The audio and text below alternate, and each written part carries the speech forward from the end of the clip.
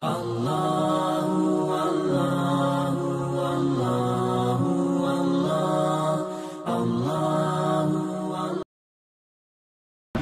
kali ini kita akan membahas terkait dengan fikih yang berhubungan dengan salat. Suatu hari baginda Rasulullah sallallahu alaihi wasallam didatangi oleh salah seorang yang ingin memeluk Islam. Dia pun mengatakan sesuatu kepada Rasulullah SAW bahwa dia ingin masuk Islam, tetapi dia punya keinginan juga yang lain. Ya Rasulullah, saya mau masuk Islam, tapi saya tidak mau juga puasa, saya tidak mau juga melakukan haji, tidak juga mengeluarkan zakat, tidak juga mau salat. Ketika dia mengatakan kepada Rasulullah SAW bahwa dia tidak mau salat, Rasulullah pun langsung angkat bicara dan mengatakan kepadanya bahwa la khaira fi dinin la salatalah. Kalau tadi dia mengatakan tidak mau puasa, Rasulullah diam saja. Dia tidak mau mengeluarkan zakat, Rasulullah pun diam. Tetapi ketika dia mengatakan bahwa dia tidak mau salat, apa kata Rasulullah SAW?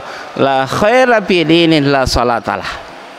Yang artinya kata Rasulullah SAW bahwa tidak ada kebaikan dalam agama itu kalau tidak ada salat. Jadi intinya bahwa salat ini adalah sebenarnya kalau dilihat tentang kebaikan salat, keutamaan salat, sebenarnya salat itu adalah kita yang membutuhkan salat. Kalau salat dari segi bahasa kan bimakna doa, bimakna doa. Saya teringat ada seorang filosof yang mengatakan bahwa dalam suatu masyarakat itu boleh jadi dalam masyarakat itu tidak ada pasar, tidak ada bioskop, tidak ada tempat-tempat pertunjukan yang istimewa, tetapi dalam suatu masyarakat itu pasti selalu kita jumpai ada tempat ibadah. Tempat ibadah apapun itu, karena pada dasarnya orang membutuhkan, ada kebutuhan kita, ada hajat kita. Dalam hajat itu ada hal-hal tertentu. Mungkin kita merasa butuh terhadap sesuatu, lalu kebutuhan itu kita usahakan, dan kebutuhan itu buntu, tidak menemukan jalan keluar. Pada saat itu orang pasti mengangkat tangan kepada Allah Subhanahu wa ta'ala. Pasti kita butuh, pasti kita angkat tangan berdoa, dan pasti kita membutuhkan sesuatu yang lebih hebat dari kita. Hadirin jemaah subuh yang dirahmati Allah Subhanahu wa ta'ala ini, maka doa ini penting. Jadi doa adalah, kalau pemahaman salat dalam arti syariah itu bimakna syar'i, kalau itu tadi doa bimakna lugah, dari segi bahasa itu bimakna doa, kita memohon kepada Allah Subhanahu wa ta'ala. Kalau dari segi syariah itu bimakna syar'i itu adalah sesuatu hal-hal atau gerakan, atau dimulai dengan takbiratul ihram, dengan gerakan yang ada di dalamnya, kemudian dia akhiri dengan salam. Jadi itu makanya dalam salat itu istimewa sekali. Kenapa istimewa sekali dalam ajaran agama kita? Bahwa dalam salat itu terkumpul semua bentuk penghormatan dan bentuk penyembahan. Kemana itu si pulung ilala sempajangnya itu ya, sengis sempajang itu Bahkan ketika Nabi naik menerima salat 5 waktu kepada Allah Subhanahu wa taala, dalam perjalanan itu Rasulullah melihat bagaimana bentuk-bentuk malaikat beribadah. Ada yang berdiri saja, ada yang ruku saja, ada yang sujud saja. Ternyata itu digabung dan dikumpulkan dalam ibadah salat.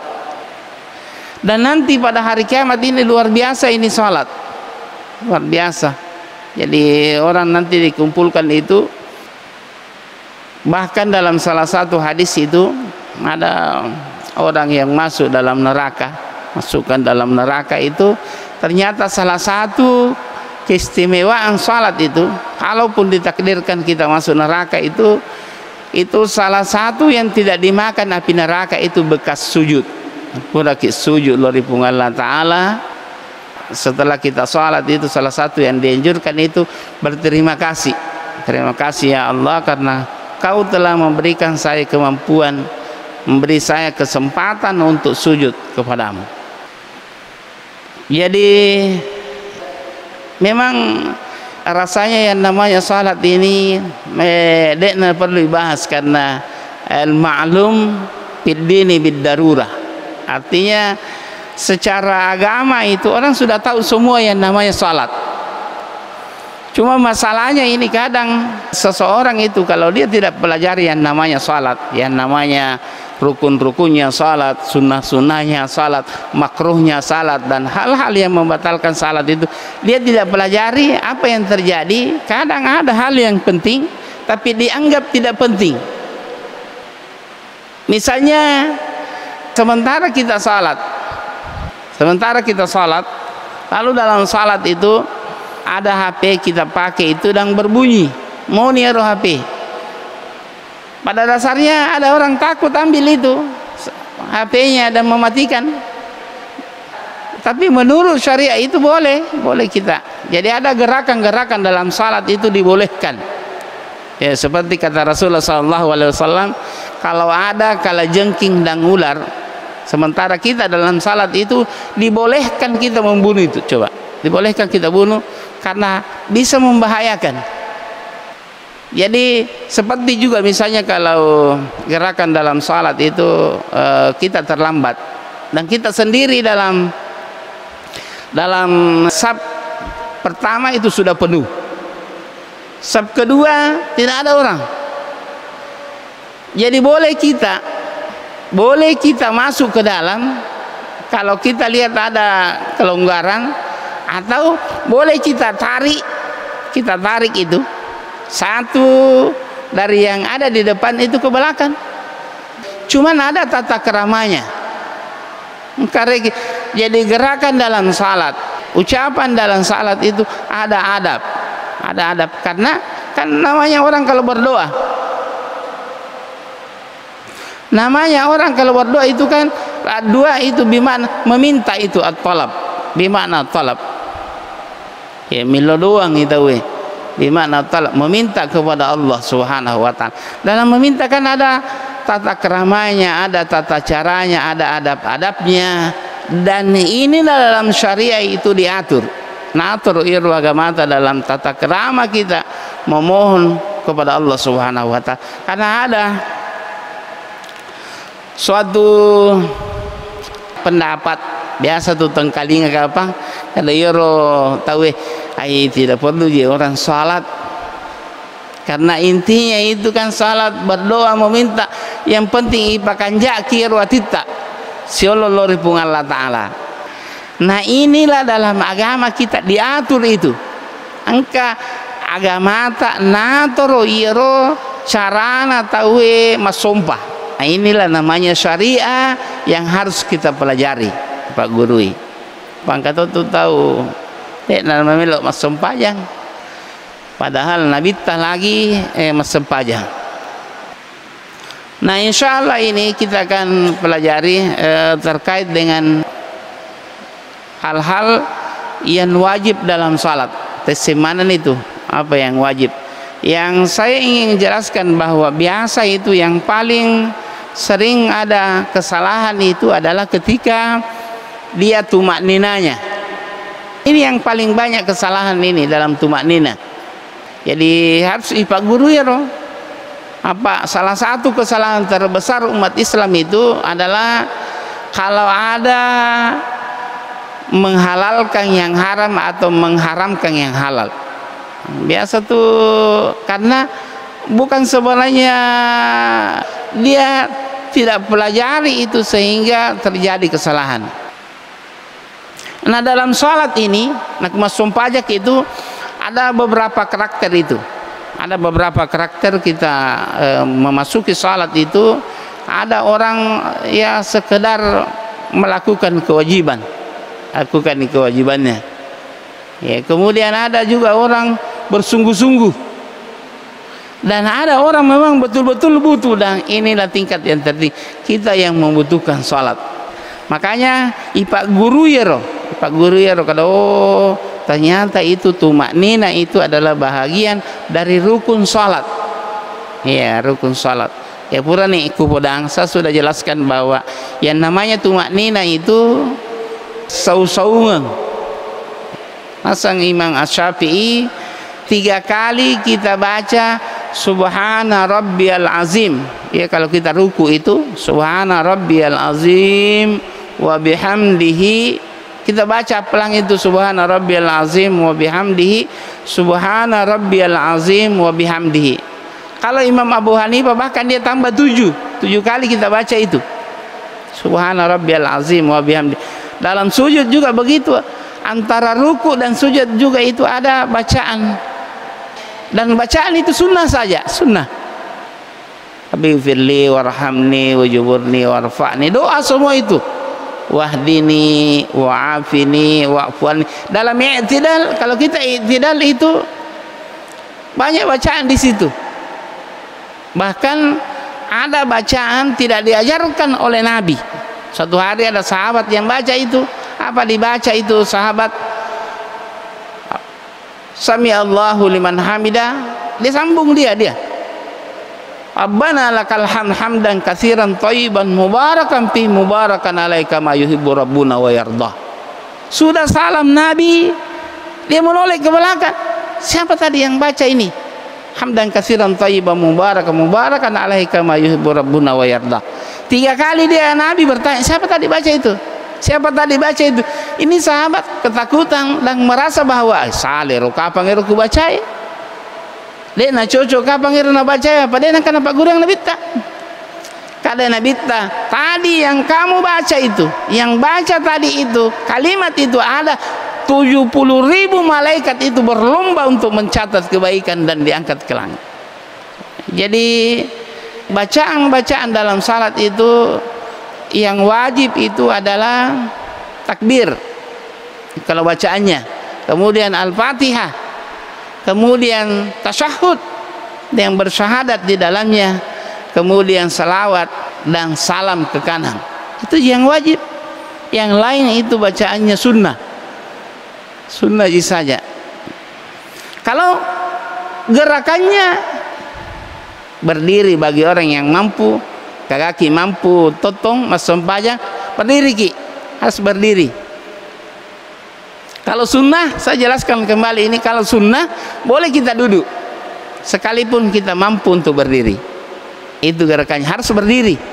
Al-qiyamu lil qudrah, berdiri bagi orang yang mampu untuk berdiri.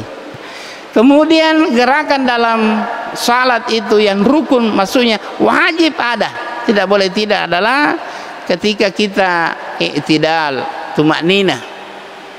Ketika kita ruku, tumakninah. Itu harus ada itu tumakninah. Kemudian gerakan yang wajib itu adalah salam. Duduk terakhir untuk membaca tahiyat terakhir. Jadi tahiyat pertama itu bukan rukun, itu sunnah. Tetapi dianjurkan ke kita tinggalkan sunnah ini. Kita harus, misalnya ada orang dia lupa tahiyat pertama, misalnya salat duhur, langsung berdiri, tidak usah kita duduk kembali untuk tahiyat pertama, lanjut saja. Tetapi kita dianjurkan itu sujud sahwi. agak sujud sahwi, sujud lupa. Subhanakallahumma wa bihamdik asyhadu an la ilaha illa anta astaghfiruka wa atubu ilaik. Sujud sahwi kita subhanak man la yanamu wa la yashu. Kita baca itu subhanak man la yanamu wa la yashu. Kita baca 3 kali, ya kita sujud 2 kali baru kita salam. Ada juga yang menganjurkan bagusnya itu kita salam dulu baru sujud sahwi. Karena ada di belakang kita itu makmum yang tidak lupa. Tapi ketika kejadian terhadap Nabi, jadi ada 2 yang membolehkan. Boleh sebelum salam, boleh sesudah salam. Ya, boleh sesudah salam karena Nabi itu pernah sujud sahwi dan diikuti semua sahabat. Jadi sekalipun kita tidak lupa, oh ini imamungnya dia jangan cakap lupa, imamnya cakap lupa. Sujud sahwi kenapa kita sujud sahwi? Dalam syariah itu innama ju'ilal imamu liya ummah. Kita jadikan imam itu sebagai imam itu karena lil ittiba liya ummah, untuk kita ikuti, kita jadikan imam itu sebagai panutan. Ya begitu. Kemudian dalam niat itu, jadi dalam salam itu kita menganut itu 4 mazhab. 4 mazhab itu. Jadi yang dibolehkan dalam Ahlus Sunnah wal Jamaah itu 4 mazhab. Tapi bagi masyarakat itu boleh 1 mazhab dia ikuti, boleh. Bahkan dianjurkan sebenarnya kalau masyarakat biasa. Tapi ada mazhab 4. Tapi Azhar ini ada ijtima ulama membolehkan itu mazhab Ja'fariyah, dia tambah lagi. Ada mazhab Ja'fariyah, ada mazhab Zahiriyah, jadi dia tambah jadi 6, pada saling ada 7. Tetapi kita yang ma'ruf di sini itu ada 4. Dan itu boleh semua. Ada semua dasarnya. Sebenarnya nasal rekruta aja muanu iro, jangan lagi otak-atik itu. Ya yang namanya salat itu kalau sudah bagus, apa angkat tuh tahu betul-betul melon apa pada Nabi ta makan jasa. Kemelon pada Nabi ta, tapi mulai kah? Sementara kita itu dalam ketaatan itu sesuai dengan kemampuan, dalam ketaatan sesuai dengan kemampuan kita. Jadi nawading la darara wala darar, dalam menganut agama itu tidak boleh ada mudarat, tidak boleh ada yang disusahkan, disulitkan. Makanya ad-darurat tubihul mahzurat dalam agama itu. Segala yang darurat itu, segala hal-hal yang membahayakan itu dibolehkan semua dalam agama, dalam arti hal-hal yang batas dan yang wajar. Jemaah subuh Masjid Agung yang dirahmati Allah Subhanahu wa taala. Kemudian niat. Jadi ingatan kita itu adalah niat kita. Jadi niat itu harus ada. Jadi termasuk bagusnya mulai dari awal sampai akhir, tapi kan susah ya. Tapi kita harus berusaha itu, selalu menghadirkan hati. Paling tidak kalau orang beribadah kepada Allah Subhanahu wa taala itu betul-betul kita merendah diri kepada Allah Subhanahu wa taala, tawadu dan senantiasa berharap ya, dan menanamkan dalam hati kita bahwa kita itu lemah di hadapan Allah Subhanahu wa taala. Jadi kita butuh kepada Allah Subhanahu wa taala, senantiasa kita mengharap dari Allah Subhanahu wa taala. Jadi niat itu harus ada. Jadi niat dalam ingatan kita. Meniat ki masumpajang subuh misalnya. Jadi salah itu dalam fikih itu kalau ada orang masumpajang subuh nama niat masumpajang lorok. Jadi perbaiki niat tak, oh mau ke salat ini. Makanya ada dalam tradisi ini ya, mazhab Syafi'i itu usolli, ada solinya. Tapi belum piniat itu, belum piniat. Tapi usaha itu adalah memperlancar niat. Apa yang lupa gimana niat? Atau ide ini sekadar ya melo ijamai. Jadi itu usolli dalam mazhab Syafi'i itu belum piniat tetapi istidad. Itu memperlancar ingatan kita memperlancar niat kita untuk memasuki salat. Ya lupa guys. Nah kusal itu cara atau niat itu nasa sempajana. Kemudian bacaan-bacaan kita aku sumpajak kepada Al-Fatihah. Sebenarnya itu Al-Fatihah. Coba kita lihat Al-Fatihah. Tertulis itu Bismillah, bahagian dari Al-Fatihah. Nah, ditulis satu. Ada juga tidak memasukkan, bahkan ada yang tidak baca itu. Nah, itu boleh ya, karena semua ada dasarnya. Kata kaki dek nak boleh. Kalau di Mesir itu biasa perbedaan seperti itu. Kalau ada orang, dan semuanya boleh imam. Jadi kita baca Al-Fatihah itu, bacaan Fatihah kita itu harus benar. Cocok bibatnya sama baca Fatihah. Anakku, karena ada bacaan itu salah bacaannya, salah bibatnya nak baca, tetapi tidak merubah makna. Ada itu nah yang seperti ini, detona batal sumpajana. Ia muana kuma baca ki. Nah kita merubah makna, batal itu sumpah jatah.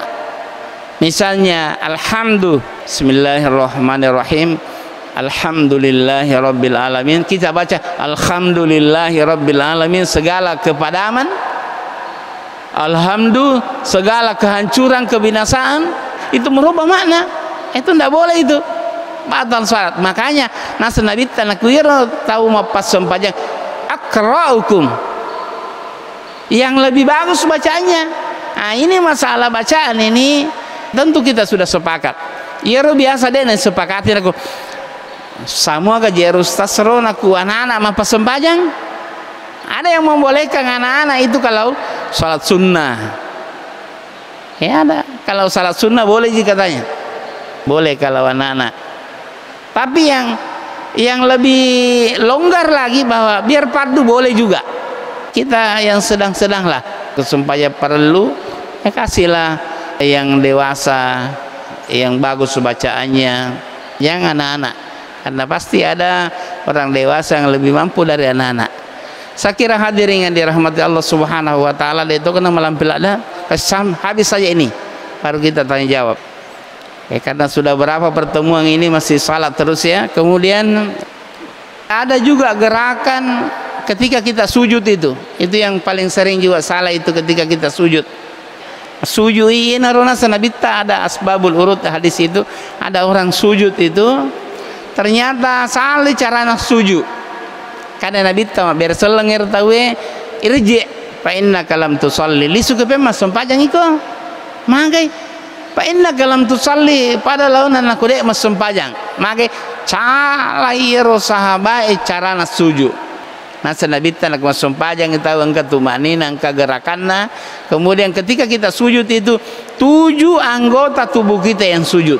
Dahi, ya, pas sujud ya. Iro arae wajib itu sujud iro ngena. Ya pak malampe ngena. Apa ini? Itu apa angkat kaki rekeng dena pada arae ngeta. Ya ini dahi ini harus sujud. Sujud nih dahi. Ini mana aku sempat sujud ya makanya apa sih. Kemudian 2 telapak tangan itu tidak perlu digenggam begini, karena ada juga orang genggam. Harus dibuka dan biasa terbuka dengan saudara, bukan dijepitkan juga begini, bukan begini juga, sederhana.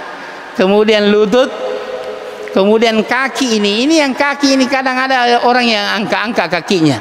Ada orang tua kadang nak kayak aja nama sempajang salir. Ini tidak benar, ini caranya salat. Nah tua-tua nih, makanya perlu kita pelajari itu. Perlu ya guru ya jadi tubuh, dahi, kedua tangan, kedua lutut dan kedua jari-jari kita. Bagusnya itu menghadap ke kiblat. Kemudian sunnah-sunnahnya. Selain itu, kalau ada yang sering kita lakukan, sunnah saja itu.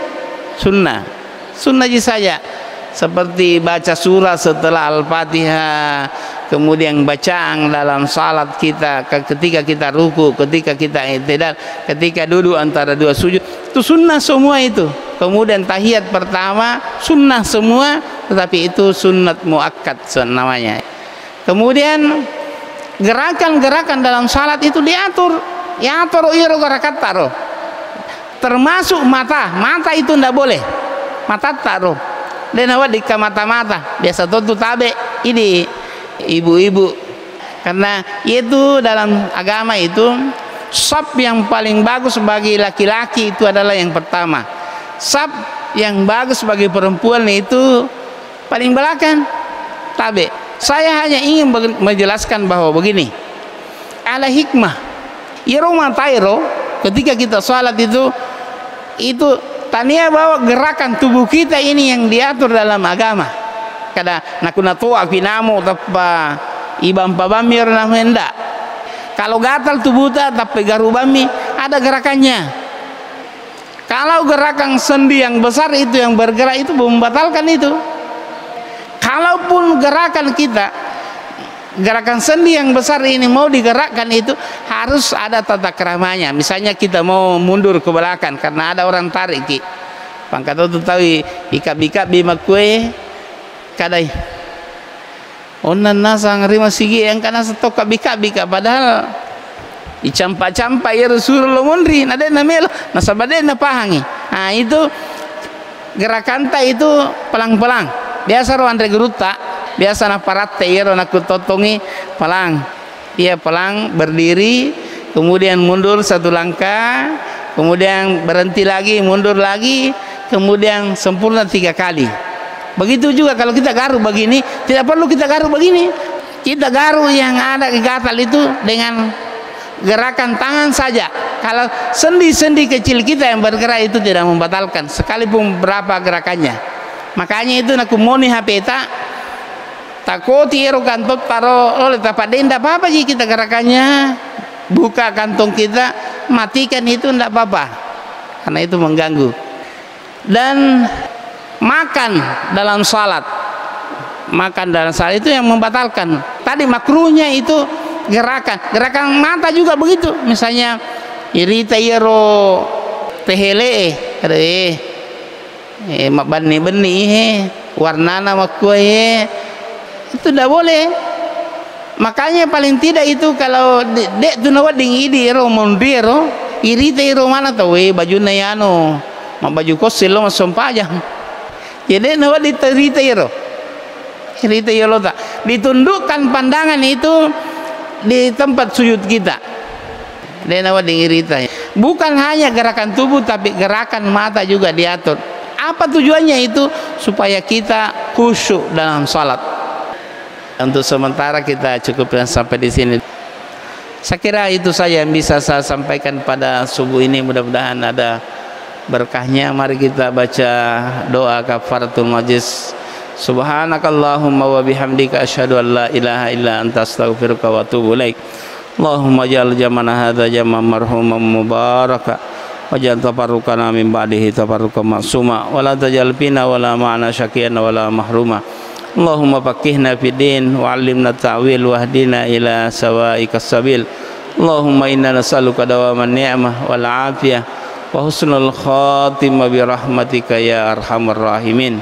Rabbana atina fid dunya hasanah wa fil akhirati hasanah wa qina adzabannar. Allahumma bika asbahna wa bika amsayna bika nahya bika namut wa ilaika Allahumma inna nas'aluka imanan da'iman wa yaqinan shadiqan wa ilman nafi'an wa amalan mutakabbalan wa rizqan halalan thayyiban wasi'a. Allahumma uktub lana taufiq wan najah was salamata wal afiyah. Bighfirli wa liwalidayya warhamhuma kama rabbayani shaghira wa jamil muslimina wal mu'minina wal mu'minat al ahya'i minhum wal amwat. Birahmatika ya arhamar rahimin. Sallallahu wasallam ala sayyidina Muhammad wa ala alihi wasallam. Subhana rabbika rabbil izzati amma yasifun. Assalamun alal mursalin walhamdulillahi rabbil alamin. Taqabbal du'ana bi sirril Fatihah.